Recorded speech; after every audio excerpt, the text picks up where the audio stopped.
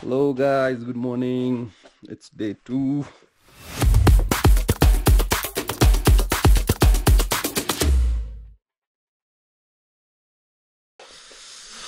And it's from our camping site. आजको रात अलि राम्रो भएन किनभनेदेखि एक त कुकुरले हैरान गर्यो, त्यसमाथि temperature is very freaking low. And here's the morning view. आजको वेदर अलिकति यस्तै छ, अहिले पनि मौसम खुलेको छैन, त्यही भएर हामी जानुपर्ने चाहिँ त्यो डाँडामा हो। यो डाँडामा जुन देखिरहेको छ त्यहाँ जानुपर्ने। वेदर खुल्न नसकेको कारणले हामी जाउँ कि नजाउँ गरेर बसिरहेछौँ। लेट्स होप अब एकछिन कुरम के हुन्छ। त्यो वेदर राम्रो भयो भने हिँडिदिन्छौँ, नभए चाहिँ भोलि मात्र जाने कुरा भइरहेछ। गाह्रो छ, रातभरि सुत्न नदिने कुकुरहरू यिनीहरू नै हुन्। यहाँ छन्, यहाँ अर्को दुईटा छन्। गाह्रो छ।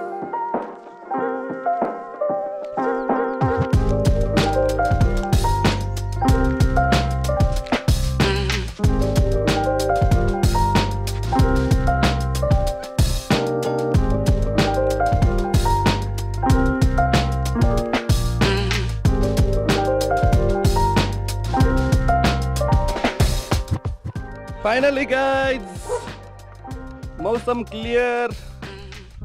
Now we are going to Yangri.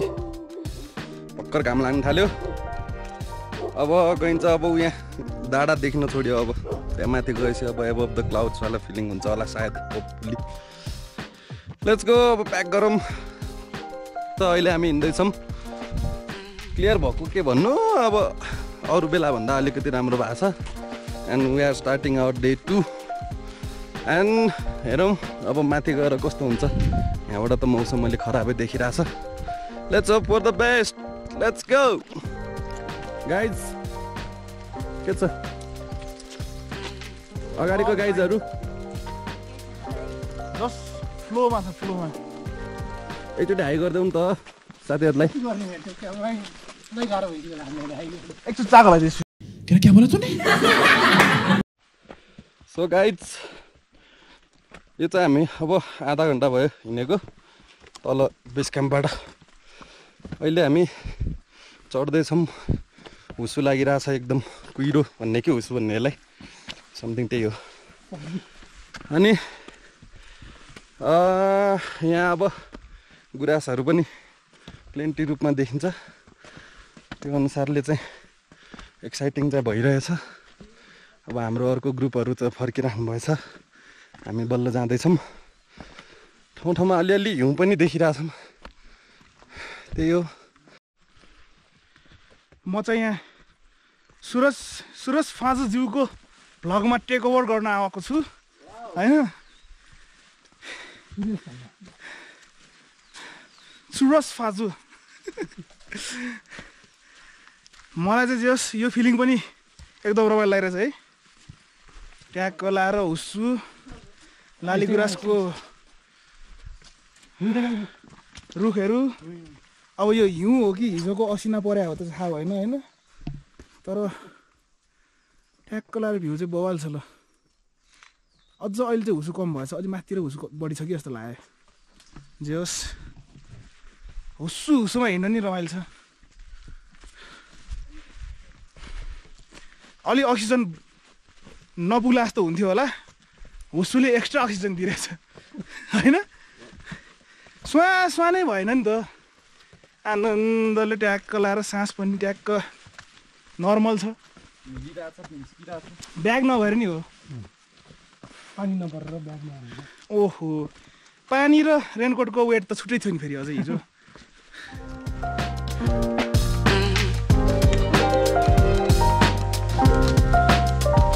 अब माथिबाट आउनु भएकाहरूले के भन्नुभयो भने 4 बजे गएको रे, बल्ल भ्यू देखायो भन्दै हुनुहुन्थ्यो। अब आज यो वाला फिलिङ पनि छ एक दिन बढी बस्ने नै भएपछि केबी 46 त भोलि बिहान 4 बजे आउने केबी 46 क्या हो KB46 भनेको KB46 भनेको KB4 छ भनेको गाइज हामी चाहिँ अहिले एउटा सानो ब्रेकफास्ट पोइन्टमा बसेका छौँ यसमा हामी अन्डा सन्डाहरू पानी जुसहरू खाँदैछौँ तर यहाँ साथीहरू पनि यस्तो नुनहरू सुनहरू राखेर खाँदैछन् तर हाम्रोमा यहाँ रत्न पार्कबाट आएको साल्ट बे पनि छ एकदम दामी पोजमा दिइरहेछ वाउ तपाईको यो अन्डा रेसिपीलाई कति पर्छ सर यो प्राइसलेस हो कसैले खान नि पाउँदैन तपाईकोमा लियोनल मेसी त आउँदैन नि खानलाई आहा कस्तो छ त टेस्ट भनिदिनु न properly salted I am stoned भन्नु the egg is salted properly लाएर खाए ट्र्याप स्टार नयाँ trap star in the trap स्टारको अब भर्जन अर्को भर्जन पनि आउन लाग्छ यहाँ नयाँ ट्र्याप अब आइडल नयाँ ट्र्याप आइडल छ प्लिज वेलकम फ्रम एफ बब सुरु भयो तानिछु तानिछु तानिछु तानिछु तानिछु तानिछु तानिछु तानिछु तानिछु तानिछु तानिछु तानिछु तानिछु तानिछु तानिछु अर्को पाले तानिछु That's it guys, that's it. अब त हाम्रो जजहरुको कुरा सुनौं पहिला हाम्रो पावर हाउसबाट सुनौं पावर हाल्दैछु भाइको चाहिँ मलाई एकदम राम्रो लाग्यो thank you sir thank you you give me power you know या पावर या मल्टिप्लग छैन तै पनि you are in brother you are in I'm stoked कुशल पोखरेल चाहिँ को भन्छ अब अनि एकदम सेन्टी खाइरहेछ आज सर तपाईको के भयो रेस्पोन्स चाहिँ दिनुस् न लिरिक्स चाहियो एजुकेसनमा के मैले हेरेको छैन पोइम चाहियो एजुकेसनमा एजुकेसन बारेमा लेख के अरे नारी वुमेन्स भाइलेन्सको लागि लेख के अरे छुवाछुटको बारेमा डिस्क्रिमिनेसनको बारेमा लेख के हग्न आएको यहाँ तेरो रेस्पोन्स अब thank you for feedback sir अबदेखि म लेख्छु अबदेखि म अब अहिलेदेखि लेख्न थाल्छु ल फेरि भनिदिहाल्नु त नो भाइलेन्स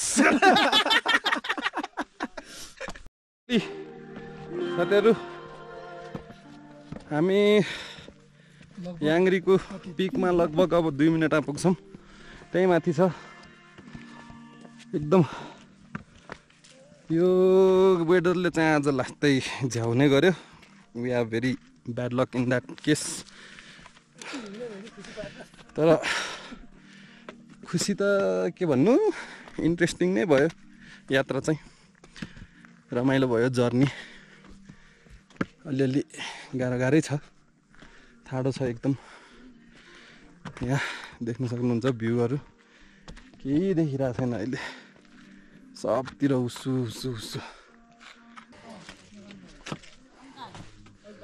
फाइनली पुग्यो केटा हो फाइनली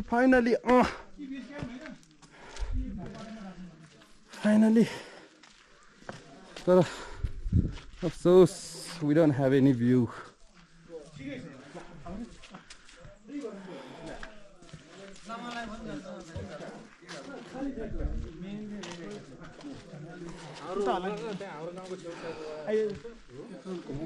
चिसो त लास्टै चिसो छ साथीहरू यहाँ है ज्याकेट चाहिँ बोकेर आउनु होला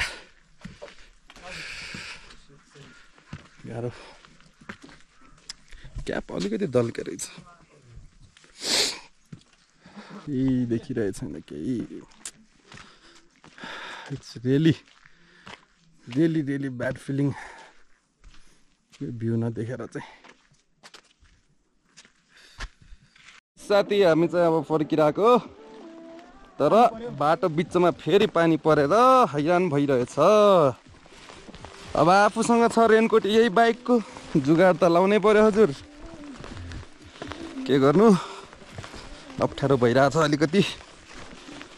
ठिकै छ, केही छैन। अब यो पालि केही पनि देखिएन, भ्यू न हिमाल एउटा देखियो। 10 मिटर टाढाबाट आमा याङ्ग्री देखिरहेको थिएन, त्यस्तो हुस्सु लागिरहेको थियो। Khaju vlog take over part 2 again Saugat speaking. पानी त अब डरै पर्न थाल्यो, जति तल गयो त्यति डह्रो पानी परिरहेछ। तर एकदम पुरै मेडिटेट भएको जस्तो फिलिङ भइरहेछ हामीलाई चाहिँ। यस्तो दामी रेन फरेस्ट टाइपको होइन, हुसुलाई पनि लागिरहेछ, पानी पनि परिरहेछ, एउटा पेसमा हिँडिरहेछौँ।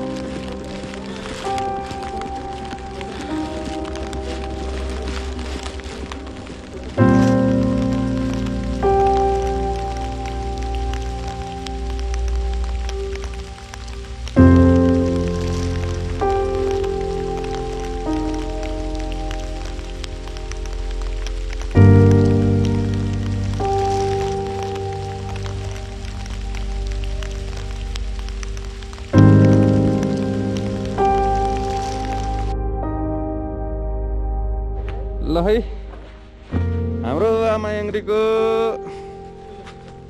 कहानी अब आजलाई यहीँ सकिने भयो। अब यहाँबाट रिसोर्टबाट हामी जान लागिसक्यो।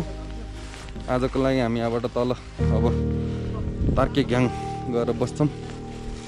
तार्केग्याङमा आज राति त्यहीँ बस्छौँ होला। भोलि अनि बाइकबाट सर घर